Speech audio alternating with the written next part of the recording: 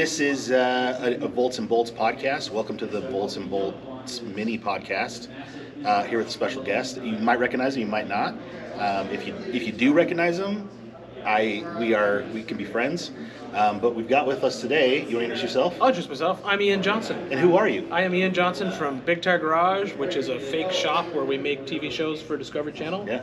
So we make four-wheeler, we do some Carcraft TV stuff, some 4x4 garage stuff, and I basically just get to play trucks all day for fun. Yeah. To me, you're my Sunday afternoon. I was that for many years for many people. Yep. So Sunday afternoon, I'd get home from church and I would just watch Power Block TV, and that was pretty much how I spent my entire day. And I tried to do what you did, and I didn't do it very well. I never quite got to your level. Never got to that cut that in half and rebuild it. You made it look so easy. It actually is. You put just a Dana on everything, yes. And 1-tons and 40s on everything. I tried. My Bronco 2 just couldn't handle it. So anyway, yes, Ian Johnson. He is a star in all of our hearts, but also just an awesome car guy. And you joined us for EV 101 today. I did. Which is just our introductory session on EVs and batteries and what to expect when you're getting into a build. So do you have anything you want to say? Do you have any comments or feedback? It was a great day. I think it was a very good introduction to EV. I think there's an interesting mix of people in the class because there were some people who had already done some conversions, some people who are just starting their conversion. For me, I came out because we've got a conversion planned in the near future, and I talked to a couple of the people from Hypercraft at KOH last year. I knew that the battery packs were going in the spec car. I met them again at SEMA to talk some more, and I kind of knew that was because of that whole tie-in with KOH. I knew it'd be a good fit for anything that I build because the batteries are being tested in that environment. Yeah. So I wanted to come out, see the facility, see what's going on, meet all you guys, but yeah, it was really good. I think it was a great sort of, if anyone is like on the edge of, hey, do I replace my internal combustion engine with an EV and I don't really know all the parts and pieces, this is a great place to start. Yeah. It's a good sort of like in the door kind of understanding. That was going to be my next question, is how would you describe this to someone who didn't know what they were getting into? Because we get a lot of people asking us, will I be able to leave this knowing how to do a conversion? And the answer is no. It's really, this is what to expect when you're looking to get into this. Yeah, I think the reality is you can't, that class would never exist. Yeah. There would never be a class to be like how to convert X to electric. Yeah. Because that would be like having a class on how to LS swap anything. Yeah. Every vehicle's different, right? Yeah. So if you're LS swapping a Jeep, that's different than LS swapping a Camaro, which is different than LS swapping a classic pickup truck, Exactly. which is different than LS swapping a boat. Exactly. It's all been done, but every single one of them has different parts and pieces that you have to learn through. Yeah. I think this is very much a good class that would be more along the lines of, what is the difference between an internal combustion engine and an EV? And what are some of the components that I need to think about in that space? Because that's where I think we're at right now for people, is that there is a lot of mystery and misunderstanding about what an EV conversion is. Yeah. And I think that this was a good sort of like pull back the green curtain. You're gonna have to think about this, and stuff that I didn't even think of. The fact that it's a high voltage AC pump to cool the batteries, but we can also use that AC pump to also cool the cabin of the car, which is super kind of cool. Because for me, I wasn't planning on running AC in the EV conversion that I'm going to run, but now that I know I have that option, I might run it into helmet pumpers instead. Just to have because it's going to be an open air car. Yeah. But if I'm going to have to put AC in to cool the batteries, why not take advantage of that? Might as well, yeah. It's already there. Yeah. And it doesn't. I'm not adding it. I'm just borrowing it from the system that's already in the car. So what is your whole opinion on this EV stuff? I mean, obviously it's here and it's doing some awesome stuff. From the Hypercraft perspective, we just like the performance. There's so much potential for just going fast and having control and tunability and all these kinds of things. I know Dave Cole with his King of the Hammers vehicle, he was very impressed with the low speed crawling and the torque and the control and how quiet it was. You could hear your environment. So I'm curious what your thoughts are on this, because I know you've been doing big V8s for a long time. So what is EV to you? I look at EV as two different camps, right? So I look at EV is because my wife has an EV. She drives a BMW i8 BMW i3 every day. And that's one camp of EVs. And I think that's a very good camp. Those are your Tesla owners, your Rivian buyers, all those peoples. To those, the majority of that camp, a car is just an appliance. Yeah. All it is a fridge that gets them to work and back. Yeah. And the more of them that I can get stop buying gasoline, I'm fine with that. Uh-huh. And so because then the price of gas will actually go down. We know that for a fact. Supply and demand kind of calls for that. And then the other side of the EV camp is, like you said, it's the performance. Yeah. Everyone who is like an EV hater in the car guy world has never driven one. Yeah. You know, I'd say to them all the time, they're like, oh, EV, gasoline forever, blah, blah. And I'm like, okay, go get in a Tesla Plaid. You know, go get in something that is something like this and see what EV's like, and then you'll understand, okay, wait a minute, I have instant torque that's flat, that is insanely fast. The only thing I'm missing is the big loud shouty V8 sound. There's different sounds. Yeah. But I think those are the two camps. Myself, the way I'm looking at it is like the project that I want to build, I honestly think that we're doing a long travel VW thing sand car. And the idea is simple. It's the engine and transaxle package for that car. If you want to have 300 horsepower, it's, you know, in all honesty, it's a $35,000 drivetrain. That's where it starts. Yeah.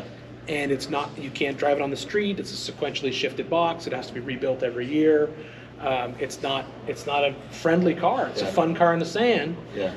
Now, when I looked at it, and I thought, well, wait a minute. If I put a Tesla LDU in the back, I get a transaxle. I get 300, the equivalent of approximately 300 horsepower. Yeah. And that motor itself and inverter and transaxle package I can buy on eBay for $4,000. Yeah, am I going to have to invest in batteries? Yes. I'm going to have to figure out where to put all these batteries? Sure. But also at the same time, that battery technology is changing so fast that, you know, now I'm looking at putting X number of cells in that are going to take up X amount of space. In 10 years, who knows? I could need half as many batteries. But I want to change the motor for that. You know, if I put an LS and a Mendiola in it, I will always be buying gasoline. No matter, there's no other alternative for that. Maybe hydrogen, but then there'll be an engine change or something else. So I sort of look at it as like, this might be future-proofing this car because of the motor can stay the same, and then as the battery technology evolves. And then realistically, if I get a 100-mile range out of it, I think that's great because honestly, I don't think I've ever spent 100 miles in an off-road car in a day anyway. I don't know if you'd want to. No, so I think it would just be, and I just think it's a fun, to me it's kind of an interesting way to sort of like adapt this to something different kind of thing. I just want to revisit that. A long travel VW thing. I've always wanted a thing. I love things. My first car was a Type 1 VW Bug, and I still have it. And it's a 2276 dual carb. It's a cool little car. I've always wanted a thing, and so I found a thing, and I also wanted a Baja Bug thing, and so I was like, well, why don't I turn this thing into my sand car? And that all it was, and so I had the chassis drawn, and it was going to be LS with Mendiola, except the price point of that was insane. Like it really was. It was $30,000 just for the drivetrain, and then you got to do axle shafts and you got to do hubs. So that was, honestly, I think that at the end of the day, I'll probably end up with the same amount of money into it on an EV, just based on cost of batteries. But I think it will be a little bit different of a car. Plus, the instant torque on that's going to be so much fun. Well, and the maintenance is probably going to be drastically less. Less moving parts, less fluids in there that can seals and things. The Mendiola transaxle, even when you talk to Mendiola, they'll tell you if you're over 300 horsepower or anywhere near 300 horsepower, you will do a clutch a year no matter what. And then and like I said, they do not recommend driving it on the street at all, and because it's a sequentially shifted box. And then they also tell you it must be rebuilt every year. And so you're pulling that out every year, sending it off, having it cryoed, having certain parts heat treated, and then reassembling it.